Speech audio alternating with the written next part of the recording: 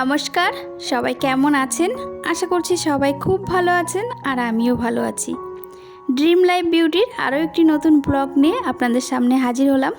আশা করছি আজকের ব্লগটা আপনাদের কাছে খুব ভালো লাগবে। আজকের দিনটা ছিল লক্ষ্মী পুজোর দিন। বাড়িতে প্রতি বছরই লক্ষ্মী পুজো হয়, তো এবছরও হবে।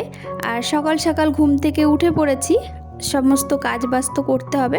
কিছুটা কাজ গোছানো আছে আর বাদবাকি যে সমস্ত কাজ আছে সমস্তটাই তো আজকে করতে হবে।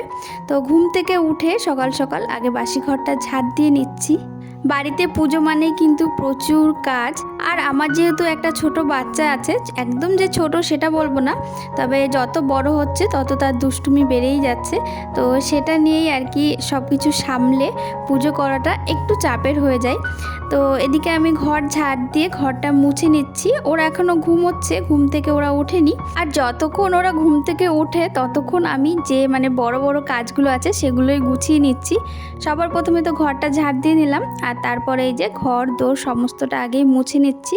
সকাল সকাল ঘর দোরটা পরিষ্কার হয়ে গেলে অনেক বড় একটা কাজ মিটে যায়। আর ওরা ঘুম থেকে উঠলে হেঁটে বেড়ায় চারিদিকে আর কি, দৌড়ে বেড়ায়, তখন না এই ঘর মুছতে প্রচণ্ড অসুবিধা হয়। তো এদিকে ঘর আমার মোছা প্রায় হয়েই গেছে, 3টে রুমই মুছে নিয়েছি। এবার ডাইনিংটা মুছে নিচ্ছি আর এরপর বাসি জামা কাপড়টা চেঞ্জ করে নেব। লক্ষ্মী পুজোর ব্লগটা দিতে অনেকটাই দেরি হয়ে গেল, তার একটাই কারণ, দুর্গা পুজোতে তো আর বেড়াতে যেতে পারিনি বাপের বাড়িতে। তো একেবারে লক্ষ্মী পুজো করেই তারপর গিয়েছিলাম বেড়াতে। দুর্গা পুজো শেষ হওয়ার হাতে গোনা কয়েকটা দিন বাদেই তো লক্ষ্মী পুজো শুরু হয়। আর দুর্গা পুজোতে যদি বেড়াতে যেতাম তাহলে কিন্তু ওই 2-3 দিন থাকতে পারতাম। আমি চেয়েছিলাম যে আর কি কয়েকটা দিন আর কি থাকবো। তো সেই জন্য একেবারে লক্ষ্মী পুজোটা করে তারপর গিয়েছিলাম বেড়াতে। তো সেখানে বেশ কিছুদিন থেকে এসেছি। থেকে এসে এই যে আজকে বাড়িতে আসলাম, আর এখন সন্ধ্যাবেলা বসে আপনাদের সামনে এই ভিডিওটা ভয়েস ওভার কমপ্লিট করছি। আশা করা যাচ্ছে কালকে আপনাদের সামনে এই ভিডিওটা প্রেজেন্ট করতে পারবো।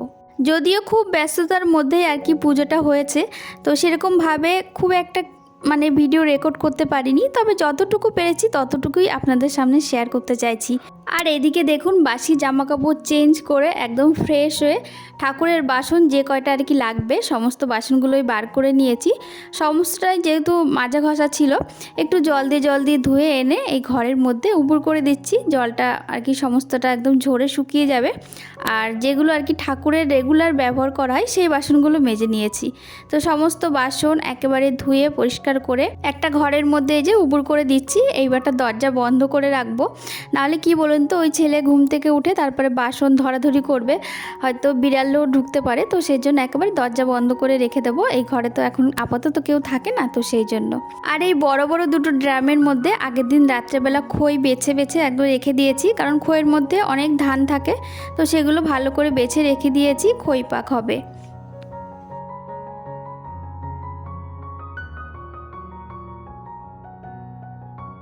লক্ষ্মী পুজো মানেই কিন্তু বিভিন্ন রকমের নাড়ু, নারকেলের নাড়ু, তিলের নাড়ু তো করাই হয়।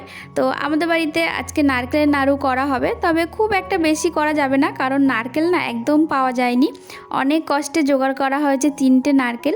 আমাদের বাড়িতে নারকেল গাছ অনেকগুলো আছে, তবে যেহেতু ডাব বিক্রি করে দেয়া হয় আর নারকেল রাখলে না পাওয়াও যায় না, তো সেই জন্য নারকেল আর করা হয় না। সব ডাব যখন থাকে তখনই বিক্রি করে দেয়া হয়।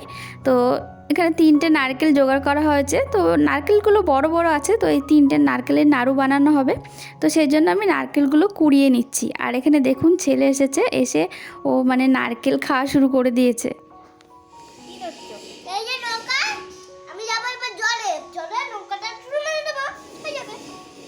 নৌকা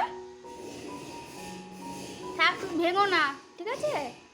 লাগিয়ে দাও, লাগিয়ে দাও, লাগিয়ে দাও।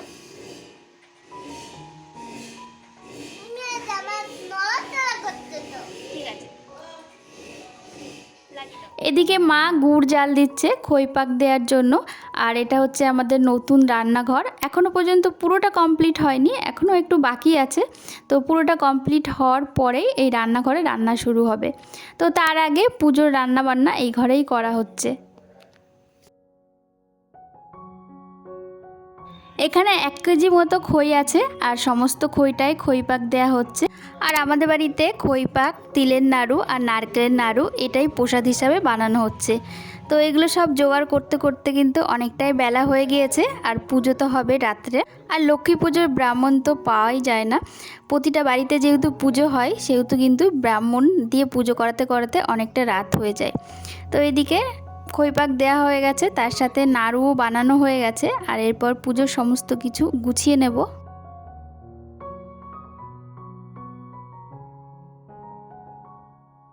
আলপনা দিয়েছি, আর এদিকে আমার দেখা দেখি ছেলেও বাটিতে করে একটুখানি নিয়েছে, নিয়ে ঘরের সমস্ত জায়গায় একটু একটু করে আলপনা দিচ্ছে ও ওর মতো করে। তো ও দিচ্ছে, এটাই অনেকটা বেশি। আর এদিকে পুজোর সমস্ত কিছু গুছিয়ে নিয়েছি, পুজো তো রাতের দিকে হবে।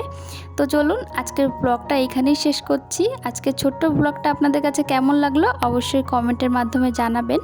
আর কিছু ছবি আপনাদের সঙ্গে শেয়ার করলাম।